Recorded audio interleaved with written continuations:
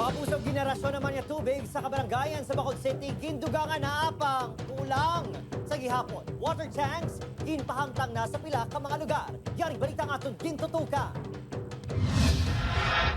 Nagkutkot na ang mga personnel sa Bacolod City DRMO sang bago nga pagakuhaan sa tubig sa malapit sa reservoir sa isang resort sa Nabukidnibahin sang barangay Alanginan.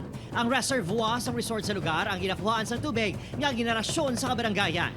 Sa bungad daw, kapin 40,000 liters kuntani ang kuhaon sa DRMO trucks kag Red Cross volunteers para irasyon sa barangay. Apang 9,000 liters lang ang nakuha sa bungaga sa main reservoir. Initungod, fully booked ang resort. Gani kinahanglanon nga mapuno ang pool sa resort. Nahibaluan nga nag-ayo lang LGU sa Tag-iya nga magsuyop tubig agud irasyon sa mga barangay.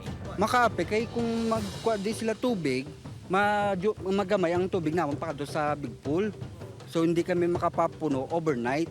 Sina Biyernes, ginrasyonan ang barangay 30, 27, 33, porsyon sa Mansilingan, Villamonte, Handumanan, Estefania, kag Takuling. Walang ma-adjust kaya kaya lang kita kung sa garon gid naton nga magbuhat tubig basi sila naman dalam ubusan. Ang iba naton nga mga like volunteer groups may lainas na ginakuhaan. Tag-apat lang ka-regular nga balde ang ginahatag sa kada pamilya sa water rationing.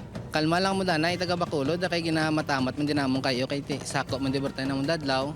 Ang pigadong rasyon ang ginapanghakroy sa mga residente. Sa karon, nagpahamtang na sang 17 ka water tanks sa syudad sa barangay Handumanan, Mansilingan, kag Villamonte. Obo Tiril Gasilio, Adrian Priatos, 1 Western Visayas.